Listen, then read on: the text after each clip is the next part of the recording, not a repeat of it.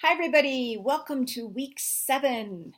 I am having a really good day. It is finally warm enough in Utah that I got to go in the pool today. I am so excited. I love water. Pool, lake, ocean, doesn't matter.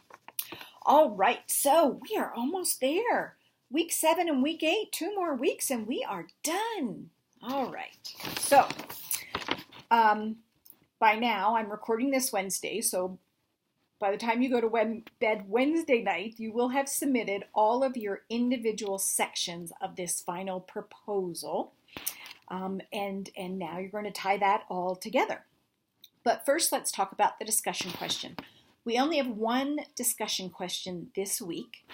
Now, we've talked about what the word gap means, a gap in the research findings, and the research clinical gap. So this week we're looking at that research clinical gap, the time that it takes research to go from publication till it gets to the bedside. So this week we'll talk about improving that.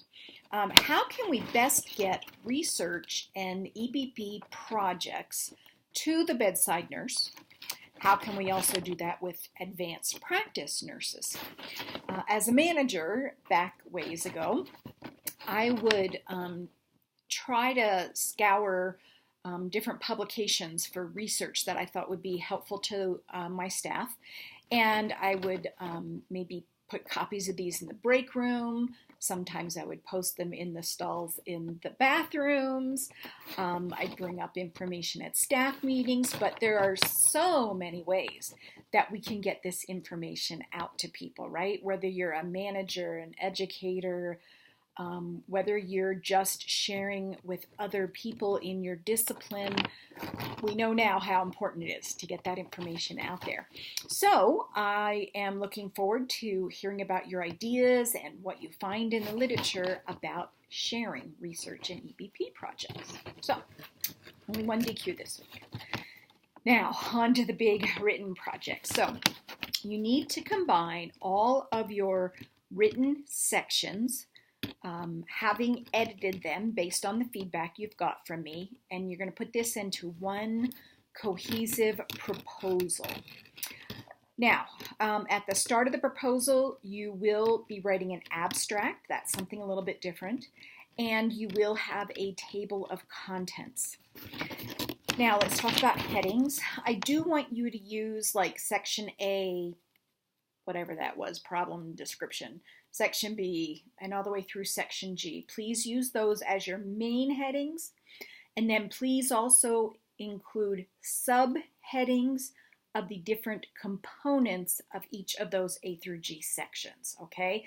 That will be immensely helpful to anyone reading your proposal, and especially me needing to score your proposal, okay? All right. So now for the body, which won't include the abstract, the table of contents, the reference pages, or the appendices. So just the actual body narrative, 3,500 to 5,000 words. So got a little bit more wiggle room. Next, you need to make sure that you actually are including all of the appendices. There is a list with the directions. Just double check and make sure that you've included all of them. I did get a couple questions about the conceptual model.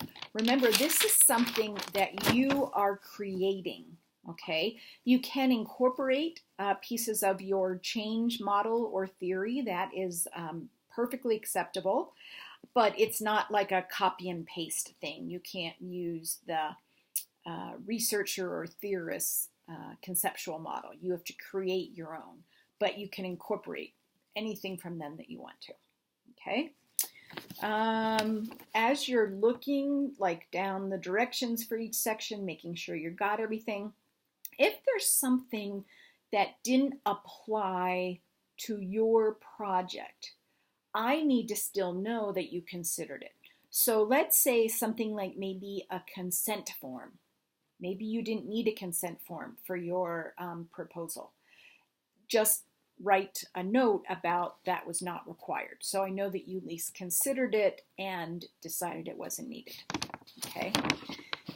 I want to caution you about, GCU has included a student example of an EBP proposal, but it's not formatted correctly for our course. It doesn't have the correct sections, headings, doesn't include all of the required appendices. So if you want, go ahead and read it. You can see how they phrase things, how they address things, but format your paper just like we formatted the different sections that you've written so far, and that will be wonderful. They were trying to be helpful, but don't use it as a verbatim example. The rubric for this assignment is kind of broad, broad components. So I'll specifically be looking at the edits that you've made, things that you've changed that we've discussed or I've given you feedback about, how everything ties together throughout your whole proposal. So your PICO question, the O in your PICO question should match the outcomes that you're measuring, those kind of things. I'll be looking at your appendices because I have not seen them already. I'll be looking at your writing. Some of you have a few issues with maybe grammar, sentence structure. Remember, clear and concise. Don't try to be flowery. Don't try to be creative. Clear and concise.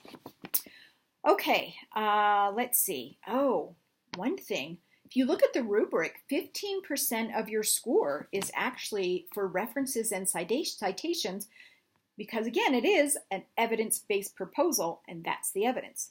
So this is the reference list, the citations in your paper, that research table that I haven't seen yet. So just please make sure that you correctly format all your references. I've given you plenty of feedback in your papers about references, citations, direct quotes, all that good stuff. So by now, they should be perfect. Remember, I did give you GCU's APA style guide to use earlier in the course. All right, so that's the first assignment, the written big one. Okay, send me notes in the individual form if you have questions. So the second assignment now is to take your project and turn it into a PowerPoint presentation. And I think this is the easiest of the two. Once you do the first one, the second one follows. So please only include about the amount of material that can be covered in 10 to 12 minutes. So each of your slides will have speaker's notes. They should be maybe a paragraph, not like a paper length notes. Okay, not like a whole page. Okay, so basically,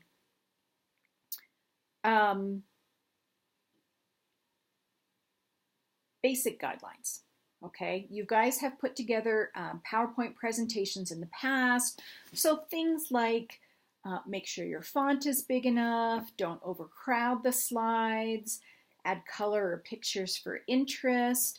So basically, you're trying to give an overview of your proposal as if you were presenting this to administration, trying to get approval for your project. Okay, so broad strokes, big overview, not teeny little details. But remember, the big thing is this project is based on evidence, so that definitely has to be shown in the presentation. So you will then submit that PowerPoint presentation. You'll upload it to the assignment area just like normal. But then next week, in week 8, you are going to upload to the first discussion question your presentation.